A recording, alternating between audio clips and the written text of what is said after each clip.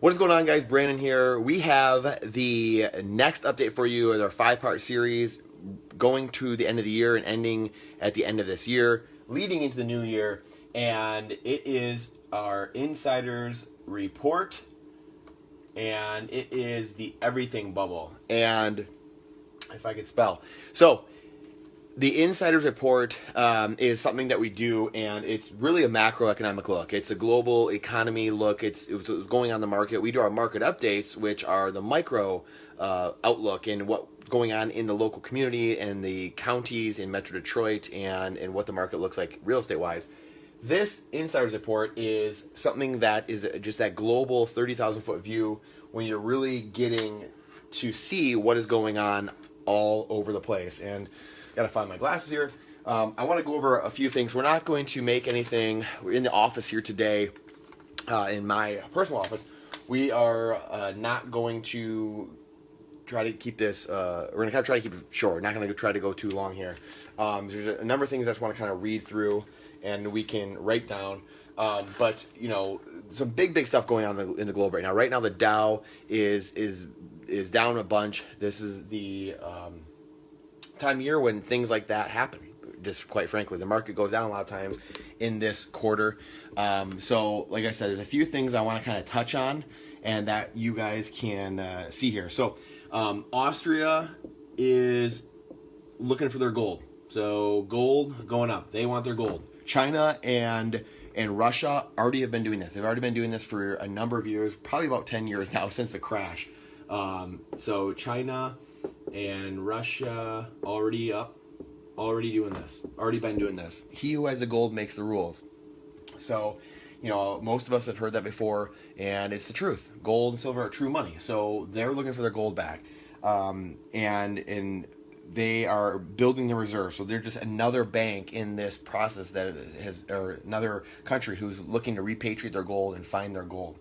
And then you have in part of this too. Again, I want to show all sides, right? We have Mohamed Al-Arian, who was the leader of PIMCO, and now he's at Allianz and some of the biggest hedge funds in the world. And he says that, you know, hey, look, you know, things are in trouble right now, but also America, people need America. People need us to be okay. People need to be investing in our debt because there's nowhere else in the world that you can get there's nowhere else in the world that you can get an investment like you can in America. You know, our bonds, you know, the loans we put out, which are bonds as a government or maybe entities in our society, you can't get those investments anywhere else, right? So, you know, he says, hey, U.S. is a good thing, which, hey, we know that. U.S. is a great thing, but you know, you got to see, Robert Kiyosaki always says there's 3 sides of every coin, right? And you want to be able to lie on the edge and see both sides of the coin.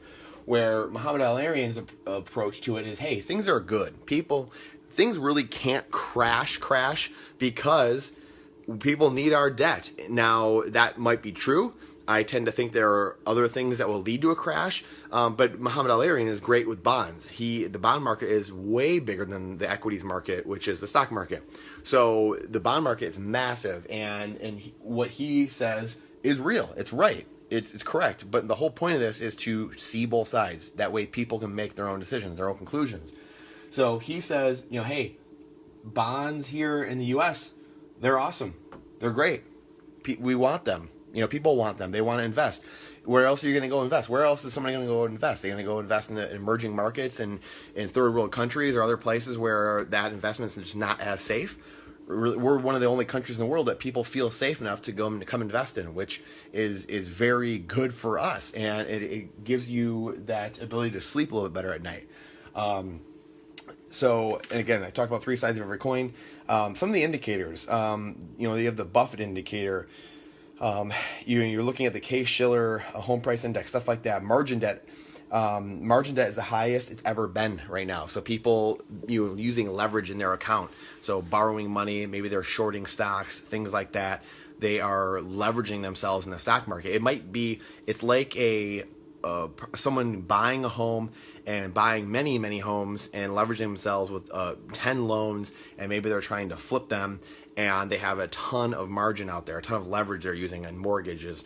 So you have this margin debt being played out in the stock market right now. So that is a very interesting thing that we have going on right now in the market. So margin debt is the highest it's ever been. Incredible.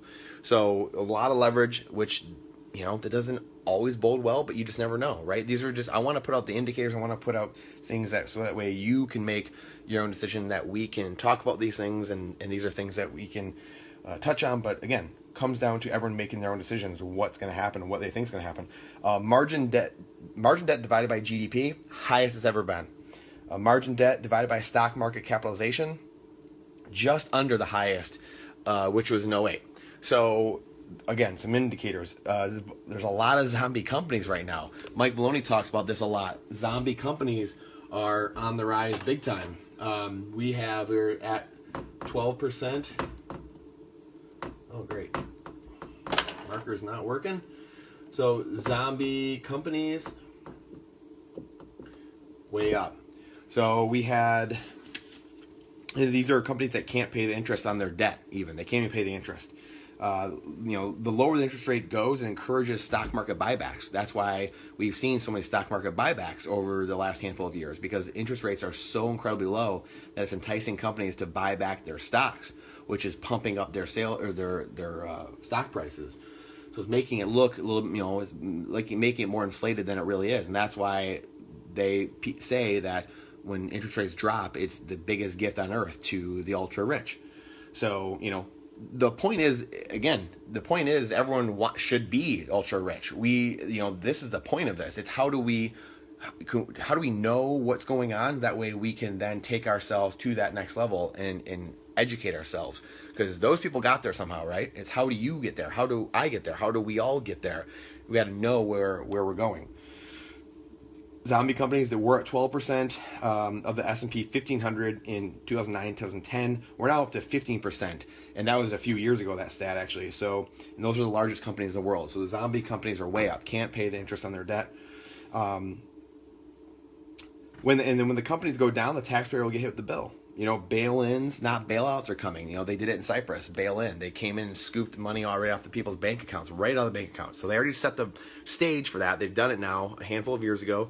But there's, there's bailouts, there's bail-ins, there's money printing, quantitative easing. There's many ways, they can do things, but the tools in the toolbox are dwindling though. The next time there's a crash or correction, the toolbox is dwindling because they're raising rates now, really. And a lot of people think it's because that they need somewhere to go when the market does correct again. They need somewhere to go. They need to be able to drop them again. So again, very, very interesting when and how that's going to play out. Demographics are playing a huge role, obviously, right now as well. And there's not a lot of people talking about that, demographics. There's a lot of baby boomers retiring, having to start taking from their at 70 and a half, you have to start taking from your Social Security, and you have to start taking from that, and what you've been building up your entire life. So people are having to start selling their what they have in saved. So you've got to kind of see what's coming when it comes to those demographics. And there's not as many people in the workforce right now, comparatively, even though you're going to see, unemployment at all-time lows, things like that. Well, truly there's not. That's what the government tells you. It doesn't matter whether Democrat or Republican, the government still does government things, right? So we have to cut through that. So average length of expansion is 4.5 years. Again, we've had expansion. It's been well over 4.5 years. Again, just another indicator of what's going on. CBO, the Congressional Budget Office, said we won't have a recession until 2029. So the average is 8 to 10 years of recession, and they're saying 2029. So they say 20 years. We're not going to have a recession from 2009 to 2029. So take that for what it's worth. CBO, no recession until 2029. Is that something you believe? Do you see that happening? Total debt to GDP is the highest it's been since 2008 as well. Another indicator, just like we were talking about all the other indicators and margin debt, stuff like that, all the charts, highest it's ever been since 2008. And many of these things are above. And many of these things aren't just as high as it was in '08. A lot of these indicators are above where we are at.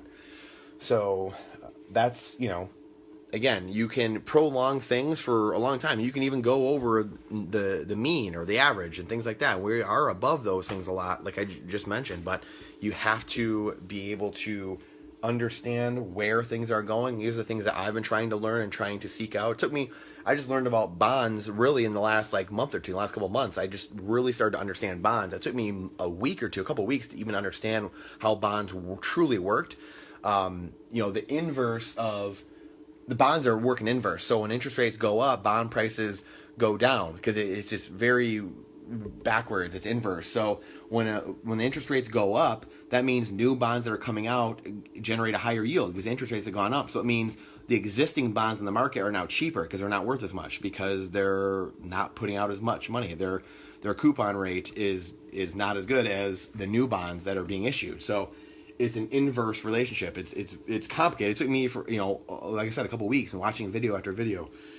So this stuff is complicated on purpose, guys. It's absolutely complicated on purpose so that it's hard to understand. Let's see. Like I said, the tools in the toolbox are dwindling. Obviously, we don't. The Federal Reserve and the government don't have many more options in order to tame the markets and what's happening. Velocity of money is the lowest it's been. It's the lowest it's been. So velocity of money is the amount of goods going around being sold. Every time you go, how far does your dollar go? Well, you go spend $1 at the restaurant, that waiter goes and gets paid with that dollar that you spent, and then he goes and buys some gas, and that gas attendant goes and buys some food at the grocery store. So how fast does that money, that dollar, move around, and what's that velocity? And it's the lowest it's ever been right now as well.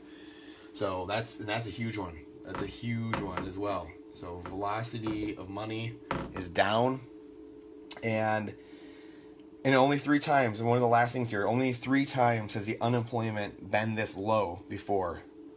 And then every time after that, recessions have started. So again, there's a million indicators that we could go over and so many things that we could talk about. I want to, like I said, this is the everything bubble. This is kind of going through, like I said, margin debt, talking about bonds a little bit, interest rates. We didn't even touch on credit card debt and student loan debt, which are massive, $1 trillion bubbles that we're in. This is the everything bubble. The real estate is the highest it's ever been, and going up in many areas. Real estate. So you have real estate. You've got stocks. Obviously, stocks, paper assets are at the highest they've ever been, just smashing records. And then bonds, like I said, you have the bond market going crazy, and school debt, credit card debt, all these bubbles are huge. They're massive, and there are things that we have to deal with and have to be resolved some way or another. We have pension problems. We have, the pension situation needs to be figured out in this country and solved somehow.